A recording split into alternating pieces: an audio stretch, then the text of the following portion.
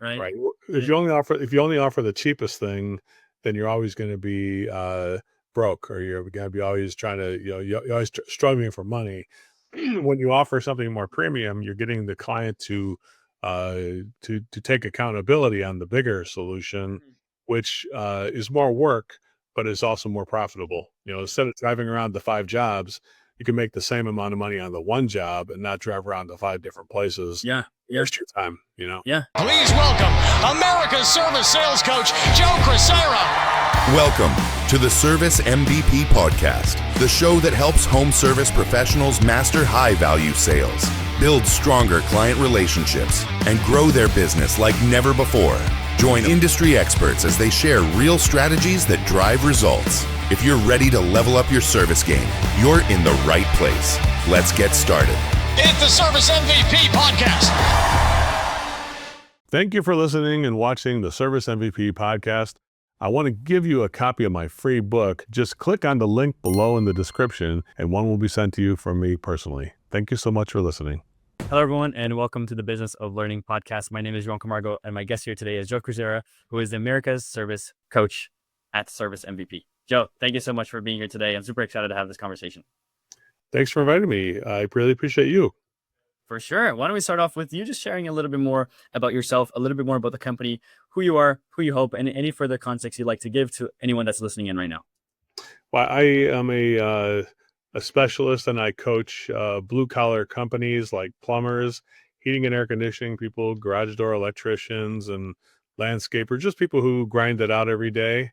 I coach them how to create an in-home client experience for their client that results in the science of connecting, the science of pricing, the science of project management. So basically, as a result of it, the normal service provider, knowing the science of all those things, connects better, diagnoses better, makes the prices better, and winds up profiting about 5 to 7 times more than they would if they did not have the training we do.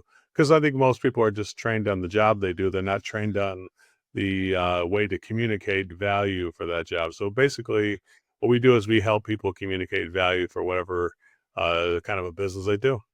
That's awesome. And value, not price, which I think so many businesses get stuck on, right? Hey, what's the price? What's the price? No. Let's talk about Let's the value. say the pricing is sometimes a mystery, but it's actually a science. It's not a mystery. Yeah. The answer is you have to charge more, but that but then the other answer is you have to communicate higher value. You got to communicate it both, not just with the words you use, but also with the actions you take. And so, the commitment that you display by the actions you take are what speaks loudly, to people. Yeah, 100%. I actually completely agree with you. And I'll love to ask a little bit more on the origin story of the company and all those things. But I just wanted to add something very quickly, even for one of the people we've worked with a couple of years back. Just always this talk of value and the offer and the framing and all those things. And just by being able to optimize that very, very well, easily, doubled the price, sold more consistently. Nothing else, just better value, which is a full testament to exactly what you're just saying. Just really being able to portray that in a very, very efficient way. So awesome. Great start. I love that already. And then I'd love to understand too. Tell me about the origin story of the organization. How did that come about? And yeah, share that spark that created this entire thing for you.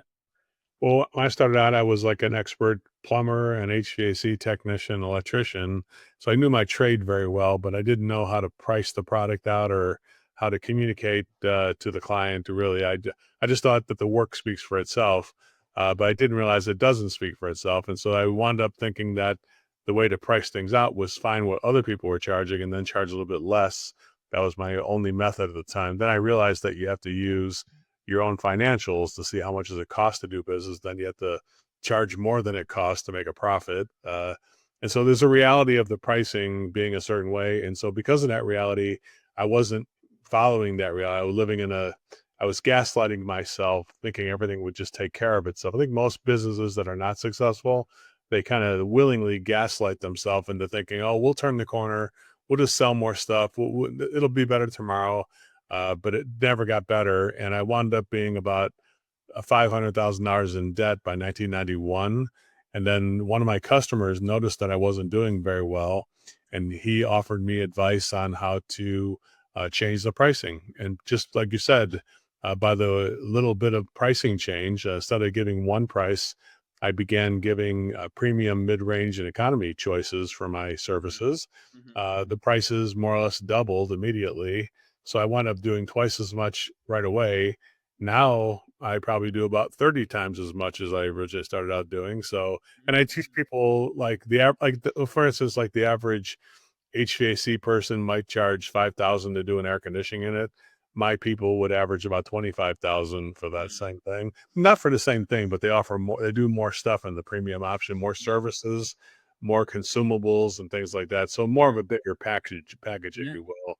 I know it sounds super simple. Like if you go to a car wash, you see the one's got the detail for 169, and you got the other one, the mini wash for $15, and you see the same concept basically. When anybody who has any kind of a service could offer those choices and immediately start making more money.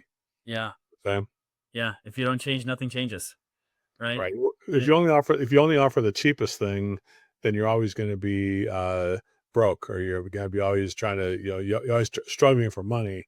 When you offer something more premium, you're getting the client to take accountability on the bigger solution, which is more work, but is also more profitable. Instead of driving around to 5 jobs, you can make the same amount of money on the one job and not drive around to 5 different places. Yeah. Yeah. Waste your time. Yeah. And it also just becomes a race to the bottom, right? It's like who can undercut each other the most, and then everybody's now losing money to work. It's like, hey, no, this is totally upside down. That's not how things should be. And it's so interesting as well because I think in a way, the ability to charge higher also shows how it's instant value perception for someone else. If they see, like, if you're the cheapest, you simply cannot be the best, right? So someone see the cheap price and Yeah, they there's a law called the law of association, exactly. where if you are associated with the cheapest price, we all know that that can't be very good. Like if we went to a place in Paris, France, and we don't speak French, but we saw the price was only $2 for something, we know it wouldn't be very much food, or it wouldn't be very good. Where something that costs $75, it associates with a much higher quality, probably going to have some beef or pastry or something that's, because for 75 euros or dollars, it better be pretty good. It better be pretty good, or else I'm not going to, you know. So I think it challenges you to create a higher quality when you charge a higher price. So if you started with a higher price and said, "What can I do to make that price worth it?" You're on the right track. You're saying, "What more could I do for the customer to charge something?" Like if you're whatever business you're in, you need to make a certain amount of money. You say, "What do I need to do?" Like for me, it might be like, I could get a coaching package for this much, and I could say if I did a coaching package and I visited their location and flew into town and work with them, it'd probably be worth 3 times as much than the coaching Yeah. package, right? If I gave them personal attention throughout the whole year, even that would be worth twice as much. So, you know what I'm saying? There's a lot of things that are people do, and really every business has got that ability to do it. They just don't realize they're standing on top of a gold mine. What do you think are those biggest barriers, those biggest mistakes that they're making that doesn't allow them to either have that right perception or just take the action to get them to make more money? I think kind of the first mistake that I made was the same mistake everybody makes, which is you look at the competition as a reference for the price. And that's a mistake because the competition doesn't have the same cost of doing business that you have, right? So you're doing it's a false parallel. You're creating a parallel. It's a fake. You're fooling yourself because your overhead and your cost of doing business is either lower or more. It's not the same as the other person. So, and by the way, that person probably stole the price from somebody else too. So you're probably taking a flawed model and just copying it because nobody ever told the person that you need to calculate the break-even price and a profitable price, and nobody ever got the education on it. And I think what Stott said is that we don't focus on what our costs are to create a profitable price. We focus on what everybody else. We focus on the market, and the market only works when you're selling a commodity like tomatoes or gasoline or milk or something like that. When you're selling a service to do websites or landscaping or anything, pest control, The service is something that has a person behind it, and people cost more money than things, right? So Yeah. it's not a commodity as soon as somebody has to do it for you.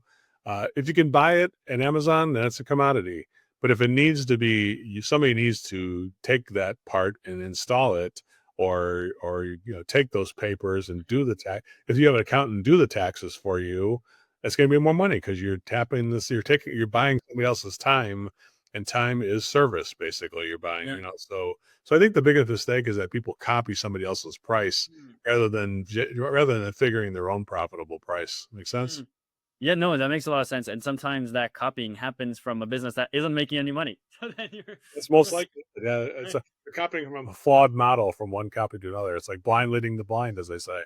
exactly through a shooting, and then nobody's knowing knows what's going on in any place. So that's great to got hear it. as well. You got it. Yeah, and something that I want everybody to come to the next Total Immersion, the life-changing event where you increase your sales and your personal growth. What should we do?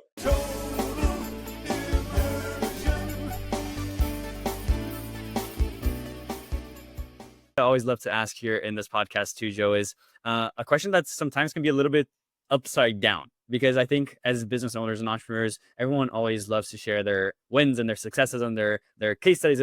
Phenomenal, amazing, all power to that. I believe in that as well. But people rarely don't show the challenges. So that side of things, we all know business is not sunshines and rainbows. There's always challenges along the way, things that we have to overcome to then achieve the things that we always want to achieve. So I'd love to start there. What are some of the challenges that maybe you faced back then, and how are they different from the challenges that you have right now in the company? I don't think the challenges are any different from any business. Even when I first started out doing plumbing, heating and air conditioning, electrical, and that kind of a business, and now I do coaching and training and consulting. Retaining retention of the current client you have is the number one sale we get, right? So instead of it's expensive to find new clients that go, pay for pay per click or lead generators, or people answering the phone or making outbound calls. You got to pay for all that. If you keep a certain client and they just keep buying from you, Mhm. that's the most profitable sale of all. So that was true in the plumbing business and the electrical or HVAC, in my business right now, and in your business too, whatever your business you're in. Keeping the client is the number one sale we have, because that one's the most profitable sale, because we don't have to pay all the money to generate the lead or learn about them. We already know who they are. We already know the solution. Now we can just provide more of the same solution to that client. And so that's the most profitable. So if you're out of balance, if you're saying, if 90% of your work is coming from new clients every week, you're going to be not as profitable because you're always having to start over again. When you are 90% of your work is with people who are loyal clients, you're going to make more money. It's going to be more profitable. So that's a simple truth, I would say, Yeah. that is the thing that's a challenge, is to make sure that we retain the current people that we have, make sure they're happy, not always focus on new things. Like Mhm. this podcast will generate new people, but it also might have other people who used to know me, like, oh, I have to go back to that guy. I haven't seen him for a while. So maybe somebody who knows, or maybe somebody who currently does know me, and then they say, you know what, I need to buy more stuff from that guy. So what I'm saying, Reminder. so it could be a reminder, or it could be new people.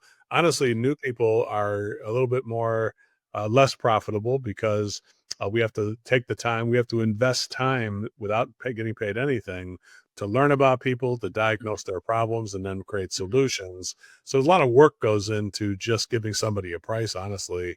Yeah. Uh, and then getting them started or onboarded takes an Yeah. effort too. And you don't get paid any extra for that, no matter what business you're in. Uh-huh. Uh, and so that's the part about it. That's what I would say is my number one challenge. And really, I think everybody's number one. If I would say one thing, the easiest thing to sell is somebody who's already bought. Interesting. Well, actually, I love to ask a secondary question to that, which I've often asked to many of the guests on the podcast now. Out of 170 recordings we've done, I would say at least 95% have gotten this question. So you're a big group too. What if you had a magic wand, Joe?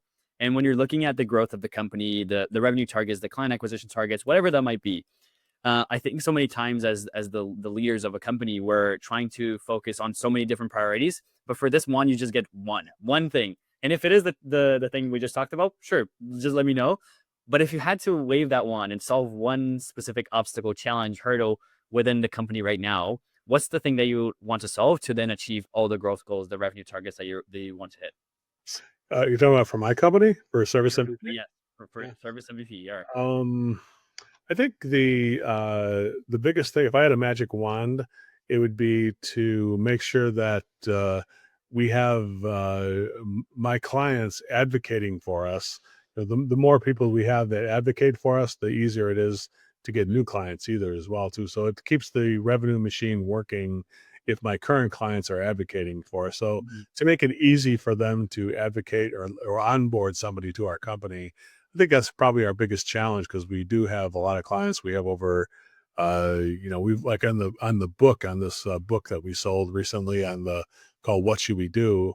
We have over 135,000 sales of the book, and it's a lot of people on following up with it, right? So if I said if I had a magic wand, I would like to have those 135,000 people not just buy a book but also use my services as well. And we have done a thing where people can get a free access to our training by buying the book. So it's starting to work that way. But you know what? If I had a magic wand, I'd like to have basically, and now with the magic of AI, there is a magic wand there because AI is allowing us to do more without having to be able to do more for people automatically using my voice and using our material without having to do it all myself. You can't do it by yourself, That's why I said having somebody else to advocate for you. It helps when you got more than one person. There's no one person who could be successful on their own. It takes several people who are going to advocate for you and recommend you to other people. That's really where it's most successful. And if that never stops being a challenge because as I have advocates, some of them fade away or they change their business or I have to create new ones. So that's something that's there. Does that make sense? Amazing. No, I love that answer. And I have one final question for you here, Joe, which is actually not a question from me. It's a question from our last guest to you, and they had no idea who you were. So here's the question. You ready for it? Yeah. Sometimes this question is not fitting. This is perfectly fitting for our entire discussion here. So I'm excited to hear your answer. How did you deal with your first significant client churn? And what steps are you taking to reduce churn in a market where everyone is attempting to cut costs? But fits right into that thing, right? The part of there. So what we've done, how did I deal with the first client churn? I called up that client and see if there's something I could do to get feedback to improve. My number one thing was like, hey, where did I fall short? If you're going to get away from our business, where is it that I fell short? What would you suggest as an improvement we could make to bridge the gap there? And then we did that. They gave us feedback and we did bridge the gap. I came back and said, you want to give it a try? How about if we give you another month for free? And then we successfully retained that client and on that churn, right? By doing it that way. And I think that's just the kind of way we do things. Even if we start to lose a client, we try to do something to find out where we're falling short. To take responsibility is the number one thing when you have client churn. I think when you start blaming your clients for not staying around, you're obviously you're blaming the wrong side of the mirror. You should, I would say, point the thumb at yourself over here. Don't point the finger out there at somebody else. If you're pointing the finger at your client for not continuing to purchase your service, there's three fingers. I say you point one finger out there. There's three fingers pointing back at you. You're the reason why things have stopped. Makes sense. So that's the thing about it. So I would say, I'm not sure if the answer is it completely, but I would say, what can I do to make sure that we serve you better, so that you can stay or remain a loyal client from us? That's what I was trying to do in every one thing. Makes sense? Yeah, that's awesome. Because right away it was just, hey, how can I improve? How can I make this better? How can I make this right? And then you did. So thank you so much for sharing that incredible story. Ladies and gentlemen, Joe, I really appreciate you. Thank you so much for your time. What an incredible and insightful conversation. Where should people go if they want to learn a little bit more about you and everything you guys have going on? You can go to servicemvp.com if you want to, and either join there. We have a free membership there. You can listen to the audiobook for free if you want to join there. Or if you want to just go on Amazon, you can purchase my book called What Should We Do? in the probably a link will be in the Amazon thing we have there. So we'll definitely have that for you. We have the audiobook right now is the most popular method. It's 9-hour audiobook. So it's not a small thing. It's a legitimate produced 430-page book. That's nine hours of Audible. And it's on Audible. It's on Amazon. So if you want to listen to that, you're welcome to do that.